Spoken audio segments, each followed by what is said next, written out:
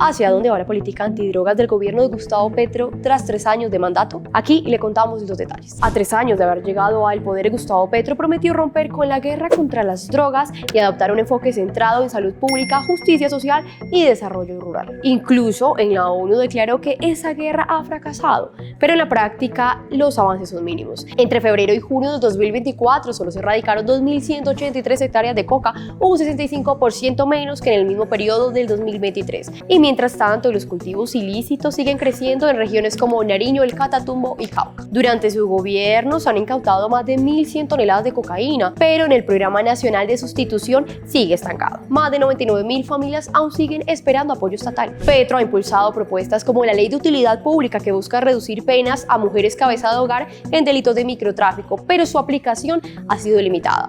Y en lo ocurrido del 2025, la violencia en zonas cocaleras no cesa. Enfrentamientos entre el ELN y las disidencias de las FARC han dejado desplazamientos y decenas de muertos, especialmente en el Plateado y el Catatumbo. A 3 años de su gobierno, Petro proyectaba una postura crítica frente al enfoque global sobre las drogas, aunque dentro del país solo enfrenta serios retos para convertir su discurso en resultados concretos.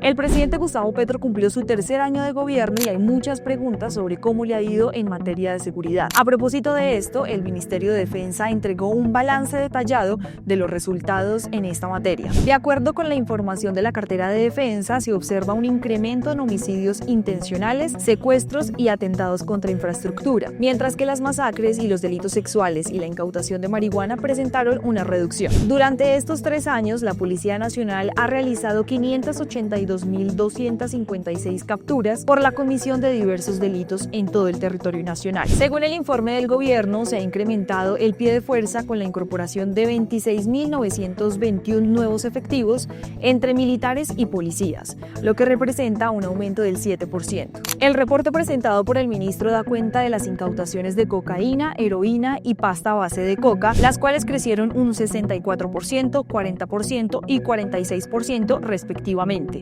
También se registró un incremento del 51% en la destrucción de maquinaria amarilla empleada en actividades de extracción ilícita de minerales, considerada como fuente principal de financiación para las estructuras criminales. Pese a esto, la Fundación Pares presentó su informe de balance de la política de seguridad del gobierno Petro, en el que señaló que a pesar de algunos avances puntuales, los indicadores más críticos de criminalidad no experimentaron mejores estructurales. No obstante, Pares concluyó que aunque no se puede calificar de fracaso total la política de seguridad del gobierno Petro, no ha producido una transformación positiva del panorama.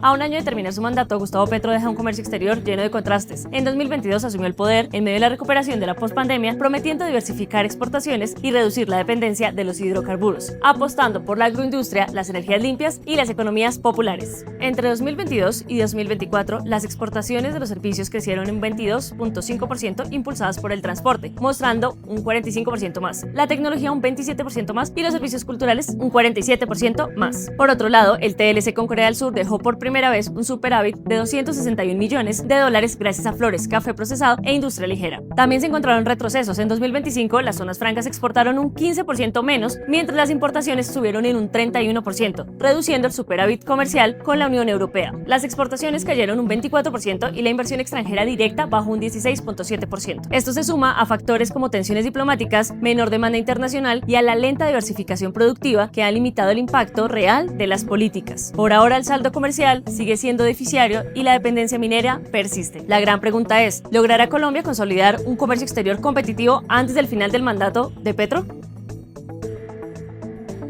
¿Cómo le ha ido a Petro en 3 años de gobierno en términos de turismo? Si en algo ha brillado su mandato es en dinamizar este sector entre nacionales e internacionales. Según el presidente, en 2024 Colombia se convirtió en el tercero en América Latina en ingresos por turismo, después de México y República Dominicana.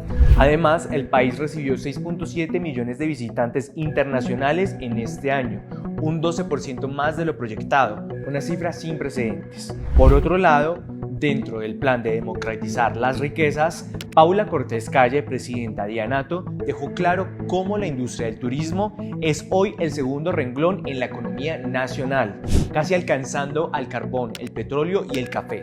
Por otro lado, Carmen Caballero, presidenta de ProColombia, ha estado a la cabeza de múltiples estrategias para diversificar el sector. Por ejemplo, propulsar destinos menos tradicionales, lo que también dinamiza la economía de poblaciones históricamente rezagadas. Pero es imposible hablar de turismo nacional sin mencionar que durante el periodo presidencial de Gustavo Petro, Colombia ganó por primera vez en los Oscar de la publicidad, los premios Cannes Lion, donde ProColombia ganó con 2 campañas estelares.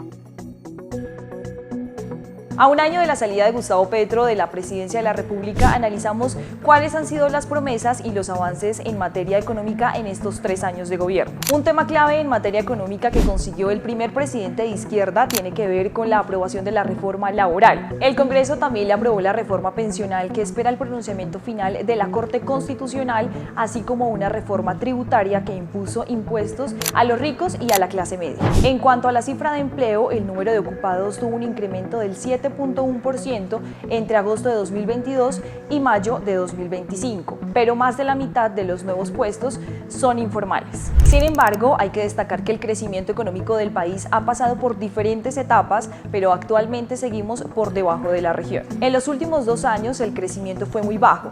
A su vez, la inflación ha bajado, pero sigue muy alta comparada a los países de la región. Otro punto tiene que ver con la pobreza monetaria, la cual bajó de 36.6% en 2022 a 31.8% en 2024, pero la desigualdad sigue siendo muy alta. Los expertos advierten que el país está gastando mucho más de lo que recauda y esto ha llevado a más endeudamiento y mayor riesgo para el país. Señalan que el desempeño general de la economía aún enfrenta desafíos.